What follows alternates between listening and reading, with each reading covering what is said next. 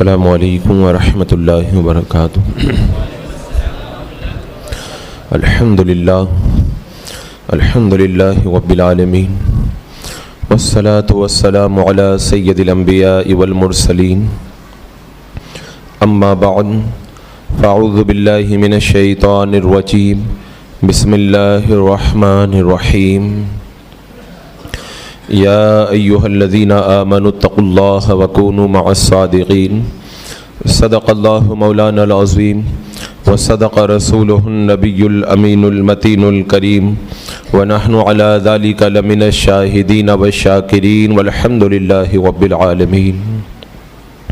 حصول برکت کے لیے انتہائی عقیدت و محبت کے ساتھ حضور اکرم سید عالم جناب محمد رسول اللہ صلی اللہ تعالیٰ علیہ وسلم کی بارگاہ پاک میں درود و سلام کا ہدیہ پیش کر لیں۔ اللہم صلی علی سیدنا و شفیعنا و حبیبنا و مولانا محمد و بارک وسلم، صلاۃ و سلاما علیک یا رسول اللہ صلی اللہ تعالیٰ علیہ وسلم۔ ماہ رجب المرجب کا آغاز ہو چکا ہے اور یہ مقدس مہینہ ہمارے اور آپ کے درمیان جلوہ افروز ہوا۔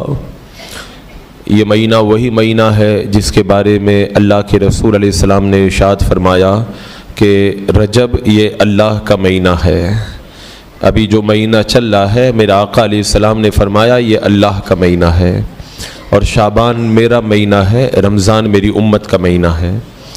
سارے مہینے جتنے ہیں سب اللہ ہی کے مہینے ہیں، لیکن خاص طور سے رجب کو جو اللہ کا مہینہ کہا گیا اس کی وجہ یہی ہے کہ اس مہینے سے اہل ایمان پوری طرح سے تیاری شروع کر دیتے ہیں، اپنے گناہوں سے توبہ کر کے نیک کام شروع کر دیتے ہیں، اور پھر دھیرے دھیرے رمضان تک پہنچ کر رمضان کی برکتوں سے مالا مال ہوتے ہیں۔ تو رمضان المبارک کی تیاری اسی مہینے سے شروع ہو جاتی ہے، اور ہمارے بزرگوں کا طریقہ بھی یہی تھا کہ رجب کا چاند نظر آتے ہی رمضان کا کام شروع ہو جاتا تھا، اور توبہ استغفار دعا ذکر تلاوت میں مگن ہو جاتے تھے تاکہ رمضان المبارک کی برکتوں سے پورے طور پر مالا مال ہو سکے۔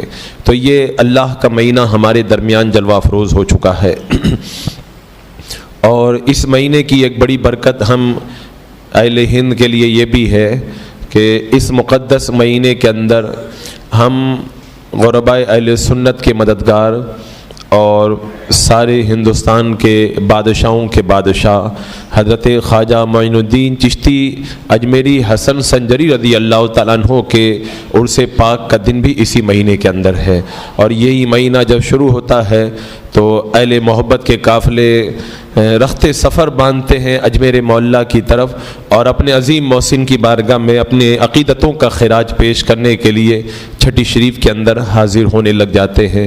تو حضرات مکرم یہ مہینہ اس اعتبار سے خواجہ غریب نواز رضی اللہ تعالیٰ عنہ کے عرس پاک کا بھی مہینہ ہے۔ یہ عطا رسول حضرت خواجہ معین الدین چشتی اجمیری رضی اللہ تعالیٰ عنہ کا بڑا کرم ہے ہم اہل ہند پر کہ کہاں اپنے وطن عزیز کو خیر آباد کے کر کے وہ ہندوستان کے اندر تشریف لائے، اور کفر و شرک کی وادیوں میں پھنسے ہوئے گنہگاروں کو کفر و شرک سے نکال کر دولت ایمان انہوں نے عطا فرمائی۔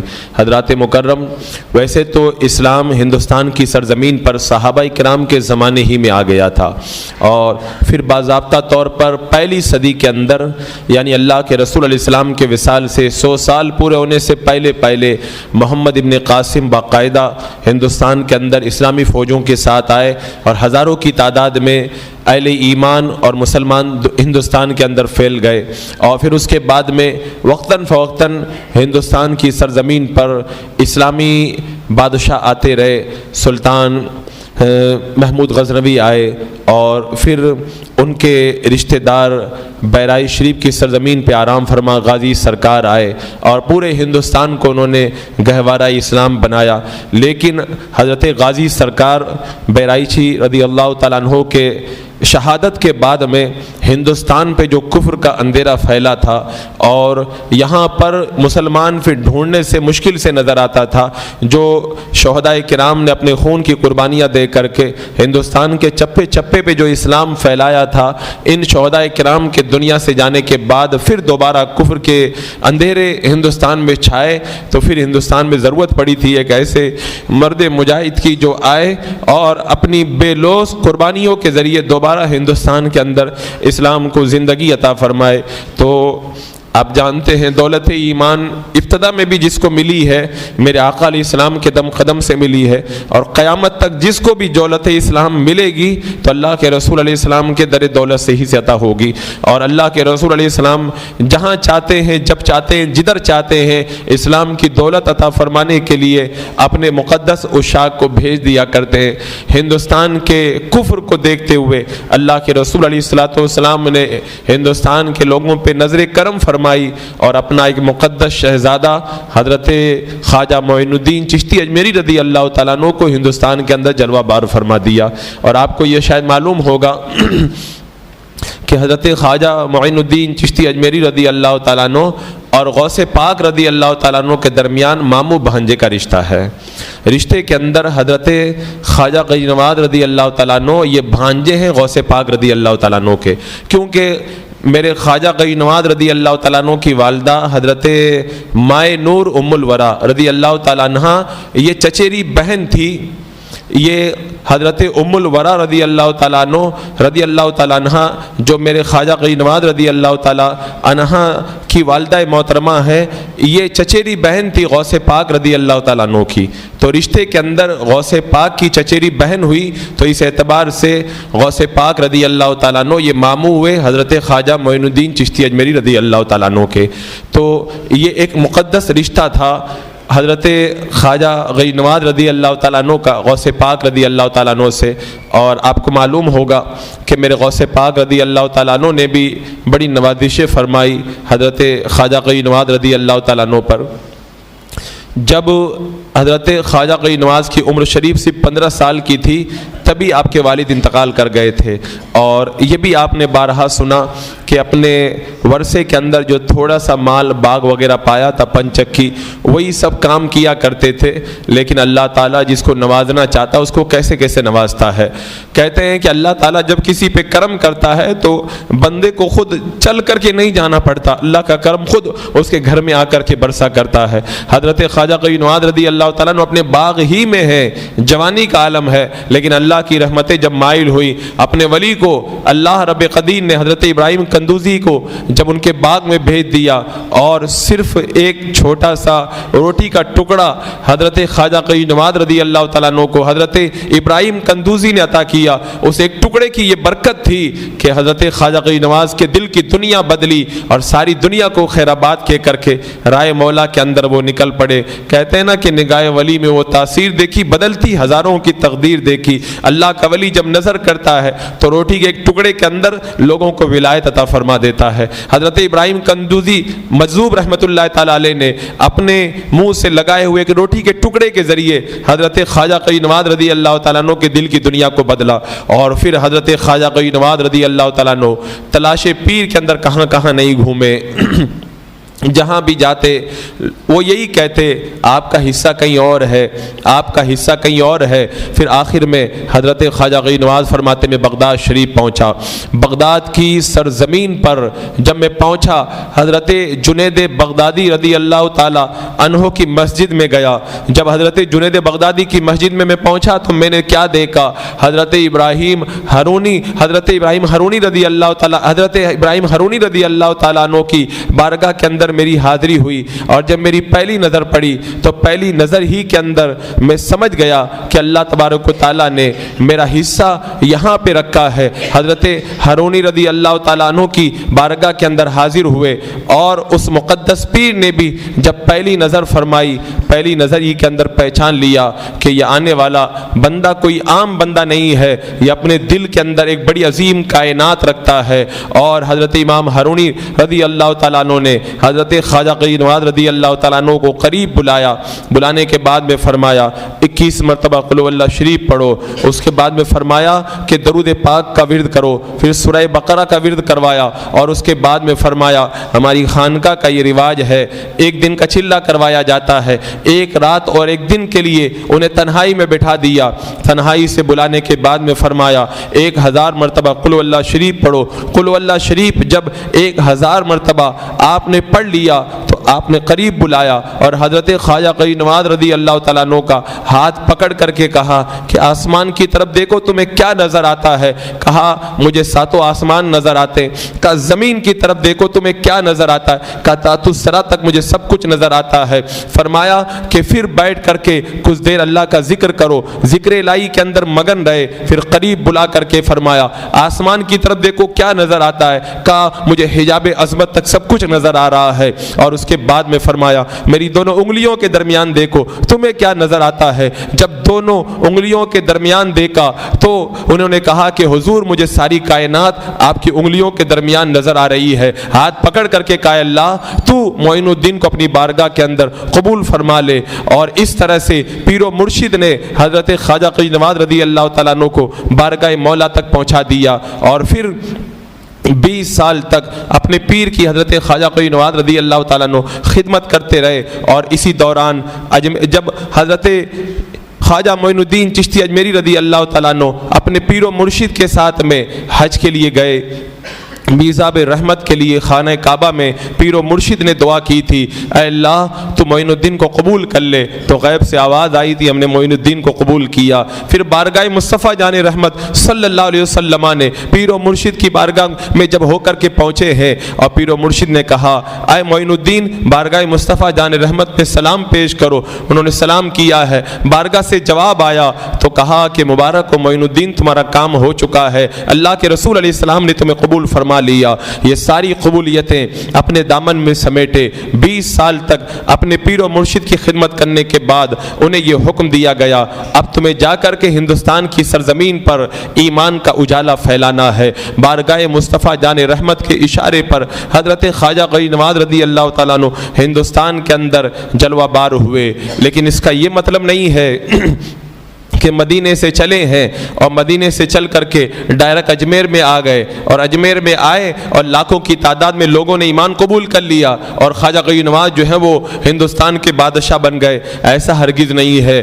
آپ تاریخ پڑھیں، مدینہ منورہ سے نکلنے سے لے کر کے کن کن ملکوں کا سفر کرتے کرتے کہاں کہاں ہوتے حضرت خواجہ غنی نواز رضی اللہ تعالیٰ عنہ اجمیر میں پہنچے تھے، راستے میں کیسی مشکلات آئی تھی، کہاں کہاں آپ کو جان سے مارنے کی کوشش کی گئی، راستے میں کیسی مشکلات آئی ان کا تصور بھی نہیں کیا جا سکتا۔ آپ جب مدینہ منورہ سے نکلے ہیں راستے کے اندر ایک مقام پڑا سبزہ وار، وہاں کا حاکم محمد یادگار تھا، وہ شیعہ تھا اور سنیوں سے بڑی نفرت کرتا تھا۔ اس کے باغ کے اندر حضرت خواجہ غنی نواز رضی اللہ تعالیٰ عنہ جب نماز پڑھنے کے لیے کھڑے ہوئے، اس کے آنے کا وقت ہوا، آ کر کے خادموں نے کہا حاکم آ رہا ہے، باغ کو خالی کر دیا جائے۔ آپ کے مریدین بار بار کہہ رہے تھے حضور یہاں سے نکل چلیں، آپ نے فرمایا نہیں ہم نماز یہیں پہ ادا کریں گے۔ حضرت خواجہ غنی نواز رضی اللہ تعالیٰ عنہ نماز پڑھ رہے ہیں، حاکم سبزہ وار یادگار محمد جب باغ میں داخل ہوا اور اس کی نظر جب اس فقیر پہ پڑی، کہا اس فقیر کو تم نے یہاں سے نکالا کیوں نہیں؟ سارے خدام نے کہا ہم نے نکالنے کی بڑی کوشش کی تھی لیکن یہ نکلنے کے لیے تیار نہ ہوئے۔ اب وہ بڑے جلال کے عالم میں آگے بڑھا، حضرت خواجہ غنی نواز رضی اللہ تعالیٰ عنہ نے جب سلام پھیرا اور سلام پھیرنے کے بعد میں ایک نظر حاکم سبزہ وار کی طرف اٹھائی ہے، حاکم سبزہ وار کی نگاہیں جب ولی کامل کی نگاہیں سے ٹکرائی ہے، سارا غصہ ختم ہوا، دل کی دنیا بدلی اور بے ہوش ہو کر کے گرا۔ میرے خواجہ نے پانی چھڑکا اور جب ہوش میں آیا قدموں میں گر کر کے اپنے شیعہ ہونے سے توبہ کی اور سچا سنی بنا اور آپ کا خادم بن کر کے آپ کے دامن کرم سے وابستہ ہو گیا۔ اس طرح راستے میں میرے خواجہ غنی نواز رضی اللہ تعالیٰ عنہ کن کن مقامات سے گزرے اور کتنے لوگوں کو کلمہ پڑھایا۔ تاریخ بتاتی ہے مدینہ سے لے کے اجمیر تک پہنچتے پہنچتے सैकड़ों की तादाद में लोग आपके हाथों पे ईमान कबूल कर चुके, बेशुमार लोगों ने अपने गुनाहों से तौबा की, अपनी ज़िंदगियों में इनकलाब पैदा किया। हज़रत ख्वाजा गरीब नवाज़ जब हिंदुस्तान में आए, सबसे पहले लाहौर में पहुँचे। लाहौर उस ज़माने में हिंदुस्तान का हिस्सा था और वो हिंदुस्तान ही में पड़ता था। लाहौर जब आप पहुँचे, हज़रत दाता गंज बख्श रज़ी अल्लाह तआला अन्हु का मज़ार है, वहीं पे हाजिर हुए।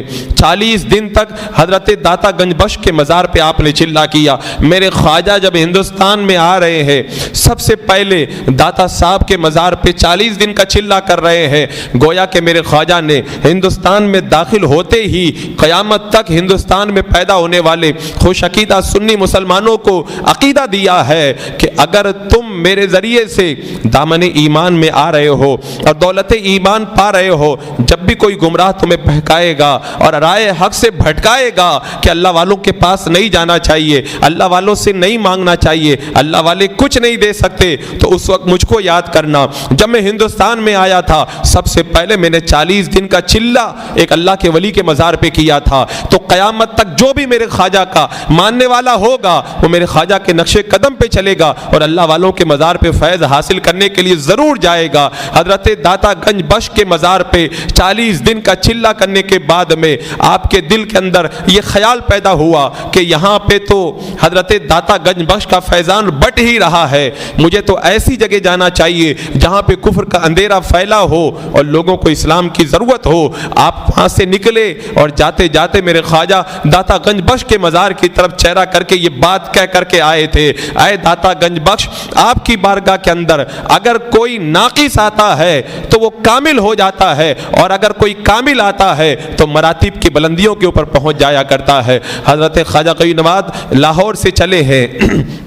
लाहौर से जब आप आगे बढ़े और लुधियाना और पटियाला के करीब मकाम पे पहुँचे हैं, तो वहाँ पे इस वक्त हिंदुस्तान की सरजमीन पर पृथ्वीराज चौहान का राज था और उसको उसके जादूगरों काइनों ने पहले बताया था, कोई एक बंदा मोमिन आएगा और तेरी हुकूमत को तहस नहस करके रख देगा।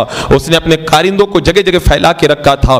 पटियाला और लुधियाना के मकाम के बीच के अंदर जादूगरों का एक छोटा सा काफिला मेरे ख्वाजा को रोकने के लिए आया। कहा, फ़कीर यहाँ से चला जा, नहीं तो हम तुझे अपने जादू के जरिए चला देंगे। मेरे ख्वाजा ने कहा, मैं तुझे इस्लाम की दावत देता हूँ, मैं जंग करने नहीं आया हूँ, मैं इस्लाम की रोशनी बांटने के लिए आया हूँ। उसने अपने जादू का दांव चला, हिरन की खाल पे बैठा, हवा में परवास करने लगा। मेरे ख्वाजा गरीब नवाज़ रज़ी अल्लाह तआला अन्हु ने अपने मुरीद हज़रत कुतुबुद्दीन से फरमाया, ऐ कुतुबुद्दीन, हवा में परवास तुम भी करो। हज़रत ख्वाजा कुतुबुद्दीन रज़ी अल्लाह तआला अन्हु ने जब हवा में परवाज़ की, वो जादूगर देख करके हैरान रह गया कि जिस आका के गुलामों का ये हाल है कि वो हवाओं में परवास करते हैं, तो इस आका का क्या हाल होगा। वो आपके कदमों में बैठ करके तौबा किया और इस्लाम के दामन के अंदर आ गया। मेरे ख्वाजा अजमेर की तरफ बढ़ रहे हैं, लेकिन इस्लाम की दौलत बांटते बांटते बढ़ रहे हैं। रास्ते में न जाने कितनों का नसीबा चमका।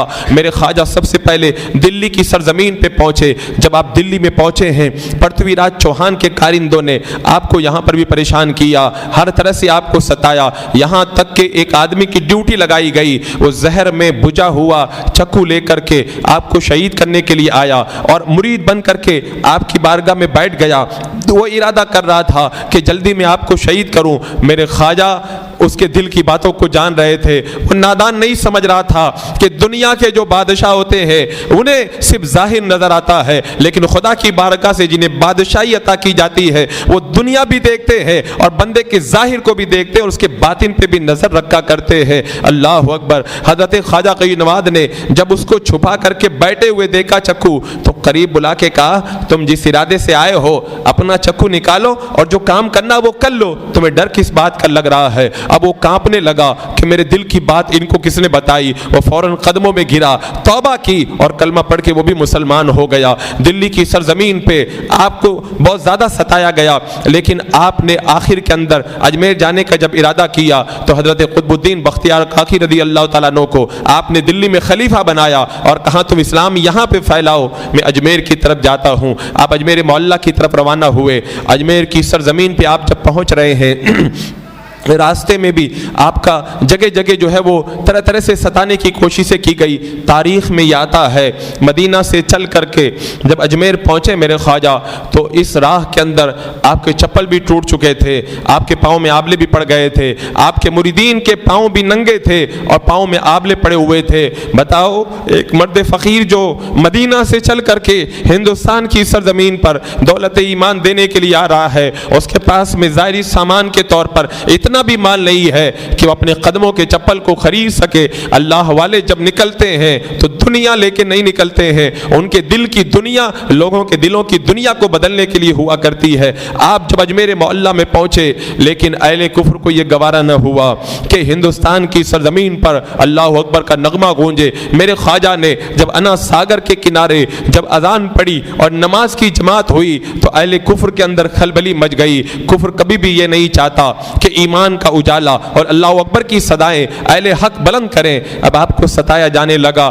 کس انداز میں ستایا گیا وہ ایک لمبی چوڑی تاریخ ہے اور اس کے بڑا لمبا چھوڑا وقت چاہیے۔ یہاں تک کہ آپ کے پانی لینے پہ پابندی لگا دی گئی کہ یہ اللہ کا فقیر جو یہاں پہ نماز پڑھتا ہے اور یہ جو پانی لیتا ہے یہ ہمارا پانی خراب کر دیتا ہے، اس کو پانی بھی نہ لینے دیا جائے۔ پانی پہ پابندی لگا دی گئی۔ میرے خواجہ اگر درخت کے نیچے جا کر کے بیٹھ جاتے تو وہاں پہ آ کے اٹھا دیا جاتا کہ اب درخت کے نیچے نہیں بیٹھ سکتے۔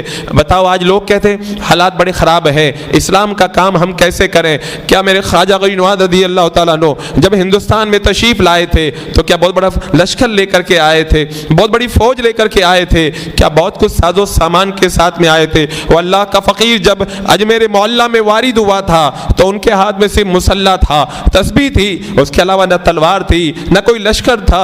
انہوں نے جو بھی کام کیا خدا کی رحمت کے بھروسے کیا ہے اور دنیا نے اپنی نگاہوں سے دیکھا۔ بڑی بڑی جابر حکومتیں ان کے قدموں پہ جھکنے کے لیے مجبور ہوئیں۔ پانی پہ پابندی لگائی گئی، میرے خواجہ نے وہ بھی برداشت کیا۔ آپ کو درخت کے نیچے سے اٹھا دیا گیا، میرے خواجہ نے یہ بھی برداشت کیا۔ شادی دیو نام کا بڑا جادوگر پرتھوی راج چوہان کا بڑا قریبی تھا، اس نے کہا کہ ایسے ان کو قابو میں نہیں کیا جا سکتا، میں جادو کے ذریعے ان کو ہرا کر کے آتا ہوں۔ اپنے جادوگروں کی فوج لے کر کے شادی دیو میرے خواجہ کی بارگاہ میں آپ کی کٹیا کی طرف روانہ ہوا۔ حضرت خواجہ غوث نواز اپنے مریدوں کے ساتھ ہیں، مریدوں نے کہا حضور وہ جادوگر آ رہے ہیں، بڑا نقصان پہنچائیں گے۔ میرے خواجہ نے اللہ کا نام لے کر کے حصار کیا اور حصار کھینچ کر کے کہا کوئی اس کے بار نہ جائے۔ اب وہ جادوگر آگے بڑھ رہے ہیں، مرید گھبرا رہے ہیں۔ میرے خواجہ نے فرمایا گھبرانے کی کوئی ضرورت نہیں، اللہ ہمارے ساتھ ہے۔ اب وہ جب قریب آتا گیا، جو قریب آتا گیا اس نے اپنے جادو کے کرتو دکھائے، نہ جانے کیا کیا دکھایا، سب کچھ دکھا کے جب حصار کے قریب پہنچا میرے خواجہ کے چہرے پہ نظر پڑی۔ میرے خواجہ نے کچھ بھی نہیں کیا، صرف ایک مرتبہ محبت کی نظر اٹھائی، اس کے دل کی دنیا بدل گئی اور قدموں میں گھر کے مسلمان ہو گیا۔ اور پھر میرے خواجہ کا ایسا خادم بنا کہ میرے خواجہ رضی اللہ تعالیٰ عنہ نے اس کو ولایت کا اعلیٰ منصب عطا فرمایا۔ اس کے بعد میں اور بھی بڑی کوششیں کی گئی، آپ کو ستایا گیا، آپ کے مریدین کو ستایا گیا، یہاں تک کہ جوگی جیپال جیسا جادوگر اپنے کرتو دکھا کر کے جادوگروں کی فوج کے ساتھ بھی آیا۔ اس نے سارے جادو دکھائے زمین کے، میرے خواجہ نے سب کو نیست و نابود کر دیا۔ اس نے کہا کہ اے فقیر زمین کے جادو تو جھیل گیا، اب ذرا آسمان کا جادو جھیل کر کے دکھا۔ وہ آسمان میں جب اپنی جو ہے وہ ہرن کی کھال پہ بیٹھ کے اڑنے لگا، میرے خواجہ نے اپنی لکڑی کی کڑاؤ نکالی اور کہا کہ اس کو سبق سکھا۔ وہ کڑاؤ جب آسمان میں گئی اور اس کے سر پہ تراتڑ پڑی اور اس کو زمین پہ لا کے گرا دیا، وہ جوگی جیپال سمجھ گیا کہ یہ کوئی جادو نہیں ہے، یہ کوئی حقیقی طاقت ہے جو اس فقیر کو حاصل ہے۔ وہ بھی میرے خواجہ کے قدموں میں گھر کے دامن اسلام کے اندر آیا۔ اس طرح ساری کوششیں ناکام ہو گئی، اہل کفر ہر طرح سے کوشش کرتے رہے، میرے خواجہ سب کچھ برداشت کرتے رہے، لیکن آپ نے بادشاہ کے خلاف کوئی ایسا کام نہ کیا جس سے یہ لگتا کہ ملک کے اندر ہم بدامنی پھیلانے آئے ہیں۔ اور ایک بات ہمیشہ یاد رکھیں، اہل حق جہاں پر بھی جاتے ہیں محبت کا پیغام لے کے جاتے ہیں اور حق کا اجالا پھیلاتے ہیں۔ ملک کے اندر بدامنی پھیلانا، ملک میں فتنہ و فساد پھیلانا یہ اہل حق کا کام نہیں ہوتا۔ میرے خواجہ کی پوری زندگی پڑھ لو، خواجہ غوث نواز رضی اللہ تعالیٰ عنہ نے کبھی کبھی بھی ہندوستان کے اندر کوئی ایسا کام نہ کیا جس سے فتنہ و فساد پھیلے۔ ہاں جب پرتھوی راج چوہان خود ظلم پہ آمادہ ہو گیا، میرے خواجہ کے مریدوں کو ستانے لگا، اللہ کا فقیر سارے ظلم برداشت کر سکتا ہے، لیکن جب اس کے کوئی جانثاروں کو ستاتا ہے تو پھر اللہ کا فقیر پھر جذب کے عالم میں آتا ہے۔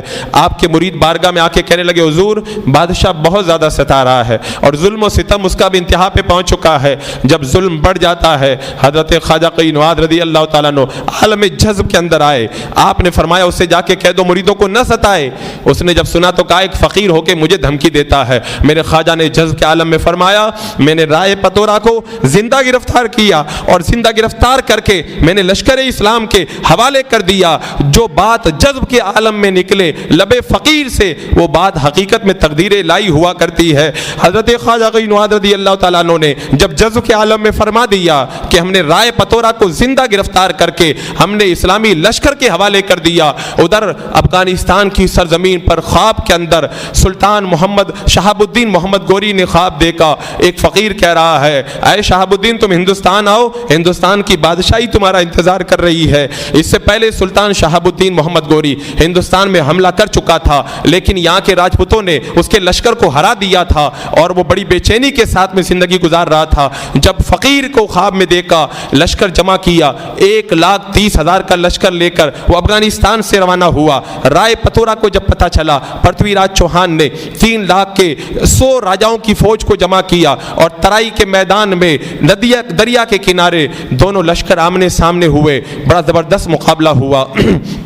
تاریخ بتاتی ہے کہ بار بار جنگ کا پاسہ پلٹتا رہا، کبھی لگتا تھا یہ جیتیں گے، کبھی لگتا تھا یہ جیتیں گے۔ تبھی شہاب الدین محمد گوری نے نگاہ تصور سے دیکھا وہی فقیر کھڑے ہیں اور کہہ رہے ہیں اے شہاب الدین محمد گوری فتح تمہاری ہوگی، تمہیں گھبرانے کی ضرورت نہیں ہے۔ آخر اللہ تبارک و تعالیٰ نے اسلامی لشکر کو فتح عطا فرمائی، شہاب الدین محمد گوری زندہ گرفتار ہوا اور لشکر اسلام کے حوالے کیا گیا۔ جو بات میرے خواجہ نے جذب کے عالم میں فرمائی تھی، ہم نے رائے پتورا کو زندہ گرفتار کر کے لشکر اسلام کے حوالے کیا، وہ بات اللہ رب قدیر نے پوری فرمائی۔ اب شہاب الدین محمد گوری فتح کرتے کرتے کئی علاقوں کو فتح کر چکا۔ آخر جب اجمیر پہنچا مغرب کا وقت ہو گیا تھا اور جب وہ پہنچا تو کیا دیکھا پہاڑ کی طرف سے اذان کی آواز آ رہی ہے۔ اس کے قدم اٹھے کہ ایسی جگہ کے اندر اللہ کا نام لینے والا کون ہے۔ جب شہاب الدین محمد گوری آگے بڑھا تو دیکھا مغرب کی نماز جماعت کھڑی ہے، وہ بھی جماعت کی سب کے اندر شامل ہوا۔ میرے خواجہ مصلی امامت پہ نماز پڑھا رہے ہیں، مرید پیچھے نماز پڑھ رہے ہیں۔ حضرت خواجہ قین واد رضی اللہ تعالیٰ عنہ نے جب سلام پھیرا ہے، شہاب الدین محمد گوری کی نظر پڑی تو دیکھتے ہی پہچان گیا، خواب میں مجھے ہندوستان کی بادشاہی کی بشارت دینے والے فقیر یہی تو تھے۔ آگے بڑھا اور حضرت خواجہ قین واد رضی اللہ تعالیٰ عنہ کے قدموں میں گر کر کے اس نے اپنی عقیدت کا نذرانہ پیش کیا اور آپ کے سلسلہ ارادت کے اندر شامل ہو گیا۔ میرے خواجہ نے فرمایا ہندوستان کی بادشاہی تم کو مبارک ہو۔ عزیزان مکرم، حالات ہر دور کے اندر اہل ایمان کے خلاف رہے ہیں۔ اہل ایمان ہمیشہ مثل خورشید کبھی ڈوبے اور کبھی نکلے کا تصور رہا ہے، اور اسلام کی فطرت میں خدا نے یہ لچک دی ہے جتنا دباؤ گے اتنا ہی یہ ابھرے گا۔ ہر دور میں اہل ایمان پہ ظلم ہوا، لیکن اسلام اپنی حقانیت کی بنیاد پر، اپنی صداقت کی بنیاد پر زندہ رہا ہے۔ میرے خواجہ نے بادشاہ کے خلاف کچھ نہیں کیا، لیکن جب ظلم بڑھ گیا تو میرے خواجہ نے اپنی کرامت کا اظہار فرما دیا۔ آج بھی اگر ظلم پڑ رہا ہے، میرے خواجہ کے تصرفات میں کوئی کمی نہیں ہے، آپ کے کرامتوں کے اندر کوئی کمی نہیں ہے۔ اگر میرے خواجہ چاہیں آج بھی اشارہ فرما دیں، پل بھر کے اندر حکومتوں کا نقشہ پلٹ جائے، لیکن یہ ہماری آزمائش ہے، یہ ہمارا امتحان ہے، پہلے تم اپنے آپ کو بدلو۔ اگر ایسے وقت کے اندر تمہاری مدد کی جائے تو اس کا مطلب یہ ہوگا تم اسی طرح شراب پیتے رہو، تم اسی طرح جوا کھیلتے رہو، تم اسی طرح عیاشیاں کرتے رہو اور اللہ کے ولی تمہاری مدد کرتے رہیں گے۔ نہیں نہیں، قدرت کا دستور یہ نہیں ہے۔ قدرت کا دستور یہ ہے کہ جب تم بگڑو گے تو حکومتیں بگڑیں گی اور تمہارے اوپر ظلم ہوگا، پھر جب تم دوبارہ ظلم سہتے سہتے تھک جاؤ گے، پھر اللہ کی بارگاہ میں آؤ گے، پھر اللہ کا کرم ہوگا اور اللہ کے ولی پھر اشارہ فرمائیں گے، تمہاری تقدیریں بدلتی ہوئی نظر آئیں گی۔ آج بھی میرے خواجہ کی کرامتیں ویسے ہی زندہ ہیں اور میرے خواجہ کا گنبد آج بھی اہل ایمان کے دلوں کو جھنجھوڑ جھنجھوڑ کے یہی کہہ رہا ہے۔ کفر کی ان وادیوں میں جب کوئی پرسان حال نہیں تھا تو اللہ اکبر کی صداؤں سے انقلاب پیدا ہوا تھا۔ آج بھی اگر تمہارے اوپر آفتیں اور بلائیں آتی ہیں اور تم چاہتے ہو کہ اللہ کی رحمتیں تمہارے اوپر اتریں، اولیاء کرام تمہاری مدد کے لیے جمع ہوں، تو پھر اپنے آپ کو بدلو، شراب کے جاموں کو اپنے آپ سے دور کرو، جوا کے اڈوں سے نکل کر کے باہر آؤ، عیاشیوں کو ترک کرو، سود خوری سے توبہ کرو، اگر بے نمازی ہو تو مسجدوں کو آ کر کے آباد کرو، اگر تمہارے گھروں کے اندر بے حیائی کا ماحول ہے اپنے گھروں کے اندر حیا پیدا کرو اور تم خود بدلو۔ جب تم خود بدلو گے تو پھر دیکھو نظام قدرت کیسے بدلتا ہے اور پھر کیسے اللہ کی مشیتیں بدلتی ہیں اور کس انداز کے اندر اللہ کی رحمتیں تمہارے اوپر سایہ فگن ہوتی ہے۔ اللہ رب قدیر گنبد خواجہ غنی نواز کا صدقہ سارے ہندوستان کے مسلمانوں کو عطا فرمائے اور میرے خواجہ غنی نواز رضی اللہ تعالیٰ عنہ کے فیوز و برکات سے اہل ہند کے دنیاوی اور اخروی سارے معاملات کو آسان سے آسان تر فرمائے۔ وما علینا